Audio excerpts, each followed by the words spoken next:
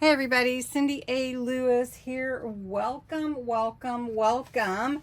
Today we are jumping right into the Christmas Planner series, part 10, to make a tassel. Now there's many ways to make a tassel, and here's one that I made a few years ago. And it's just fun. It's just fun to add all the, charms and, little pieces in there that you want to make. And I have a bunch of them. And here's another one. And we're going to go kind of similar to this. So my favorite way to make a tassel is with a book ring. You can get these at Dollar Tree. You can get several in a package. You can buy them from office supplies store. All right, so I determined for my spine and how tall my planner is right here, and it's going to hang from here. I fold in half. I want my ribbons, my tassel to hang to about right here. This is about 13 inches, so I'm cutting all my pieces to be approximately the same length. That way I can be pretty close to knowing that those will be the right size. If I have some a little shorter, a little longer, that's okay too. Plus you can use any kind of fabric or ribbons that you like that go with your theme. All right, I think this is good enough, and I can always add more if I want to. So for mine, I usually open the book ring just because it's easier to lay the ribbons instead of having to go through the hole. I just open it up, and it's okay. It'll open and close, no problem. And I usually, for myself, I usually take one of the wider widths to put on the bottom. So I just take a little bit of glue, put it on there, and then fold this in half and lay it on top. It's really easy, and it's not a difficult task. And then I alternate different ribbons and different sizes to go next. And then I just lay them across. And if it's not exactly perfect, I'm okay with that too. So we've got that. And then let's do a green. Let's see, we might need a little bit more glue. I'm at the end of my glue stick. So, all right, once you get all the ribbons and fabric and everything that you want, the twine, whatever you want in your tassel, you're ready to put the neck around it, which is, I use some gold thread, and I just wrap it around a bunch of times. So you can see that this is pretty thin thread, and I'm just going to take it and I'm going to wrap it around a lot of times, probably about at least 20, depending on how thick you want it to look. And I'm not going to put a whole lot of glue. I did put more than I intended, but that's okay. So I'm going to grab this end here, and I'm just going to lay it on there.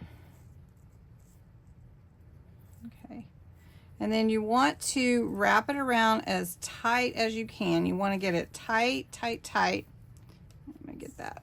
There we go. Tight, tight, tight.